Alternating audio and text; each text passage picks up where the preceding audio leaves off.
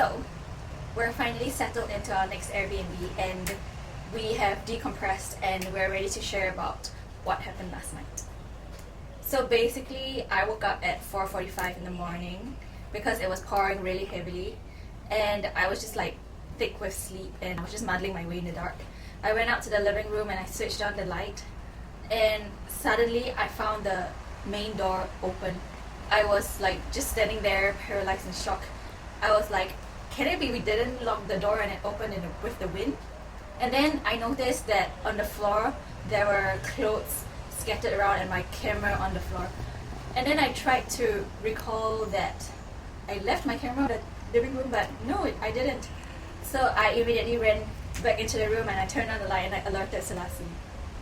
And then he jumped out of bed and he had like a 5-second double take and he noticed that both of our bags that were on the ground in front of our beds were missing. That was when the reality of all of it sunk in. We had been robbed. A burglar had entered our room and stole all of our things in the middle of the night. He immediately ran off to get answers, to get help, to alert the police, whereas I was going around looking at what was missing. And when I stepped out of the apartment into our patio with our torch, I noticed that there was a bunch of clothes splayed out on the floor under the rain. And I realized that they had dumped all of our stuff out of our bags and just dumped it on the floor because they were looking for something. I saw my wallet and my cards just dumped on the floor. I noticed that they took all of our cash away and who knows what else. So a very nice Czech Republic man came out to help. He had previously been robbed too in the exact same apartment that we were in on the second floor. And his phone was stolen.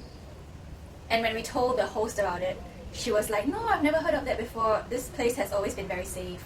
It has barbed wires around the property. No CCTV cameras though, so we couldn't trace who did what.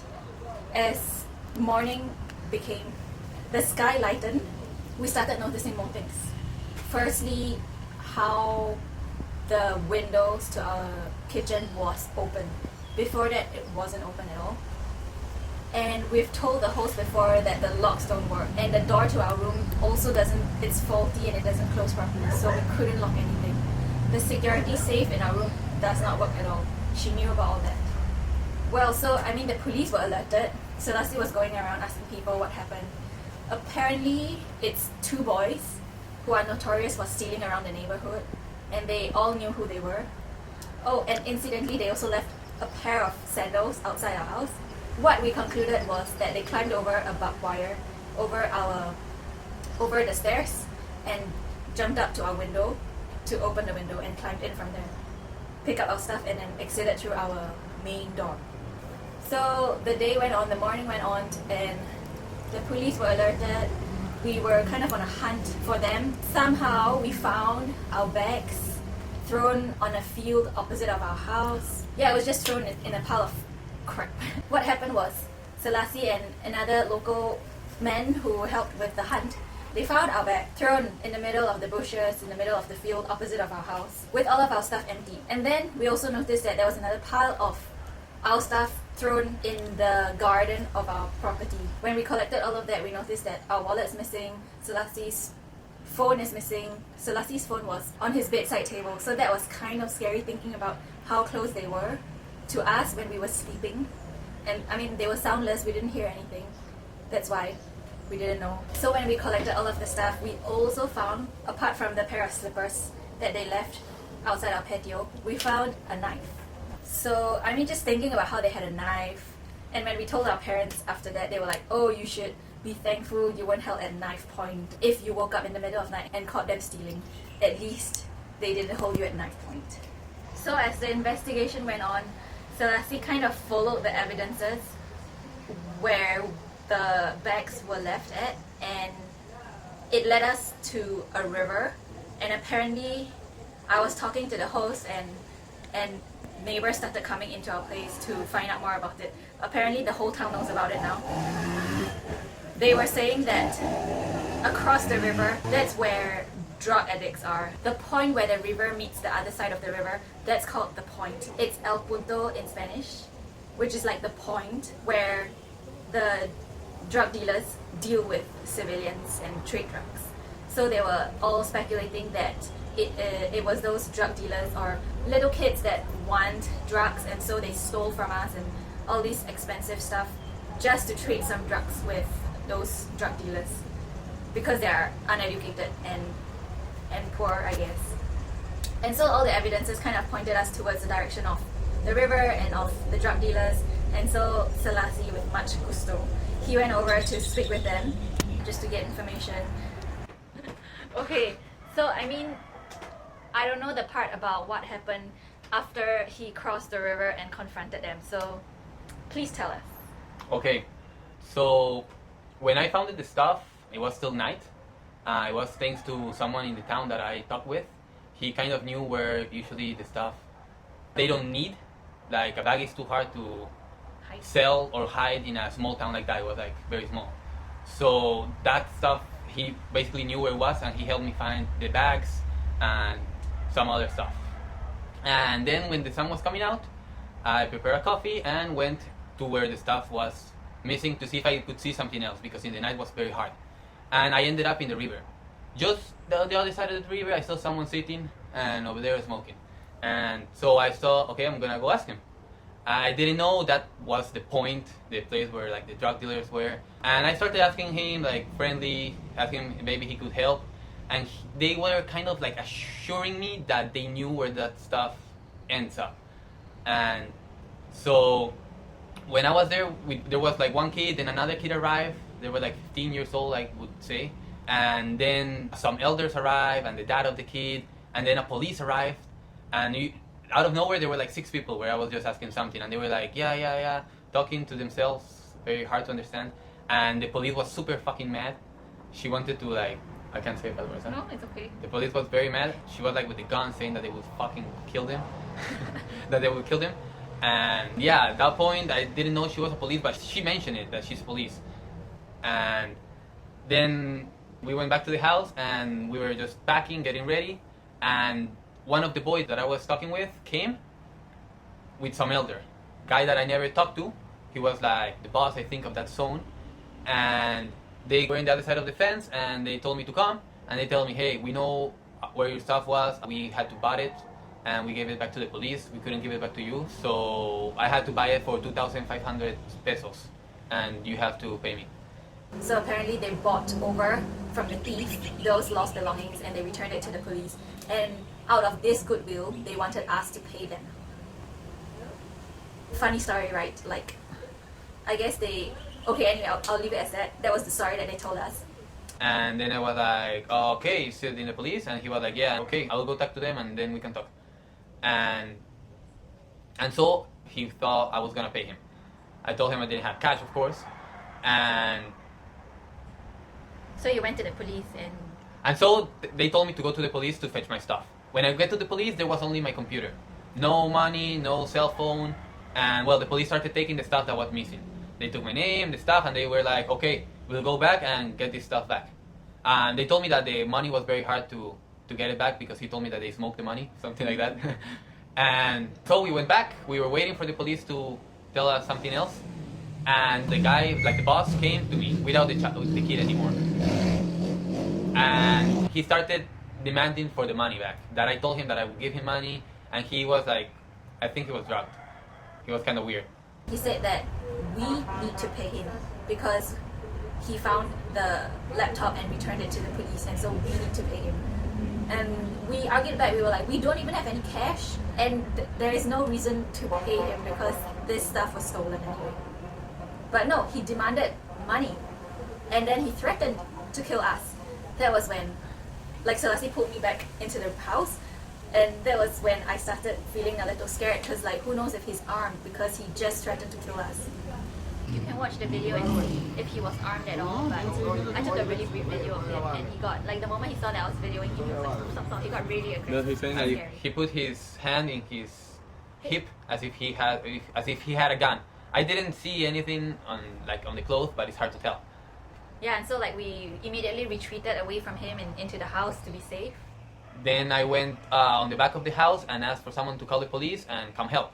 And actually the lieutenant was there. He came immediately, and he started talking with him, and he was like screaming and, well, very mad because he wanted his money for returning the style that basically they stole. Yeah, and so that was when the police caught him and wanted to bring him to the station, and we decided that we could not stay any longer because he might have a mob or a gangsters, other people that would come and so we decided to leave with the police to the station and get everything sorted and out of El Limon. It seemed pretty ridiculous to us, like why they stole it from us and then returned it. But I guess it all makes sense now because we had so many questions, so we asked a few of them to the police, like why would they return the stolen stuff? And they said they return it out of goodwill. They don't want to step on the police toes. And also they wanted to demand this money from us for returning the stolen stuff. But like when we went to the police station with them, we saw who the culprits were, and they were just two boys like under 15 years old. They didn't even have sandals. Yeah, maybe because they left it at our place, but they were all scrawny and little and skinny, and they just looked really innocent in the sense that they're still really young and naive, and they had to resort to stealing. I have no idea why, but they had to resort to stealing to maybe get some drugs. I don't know, that's what the locals say.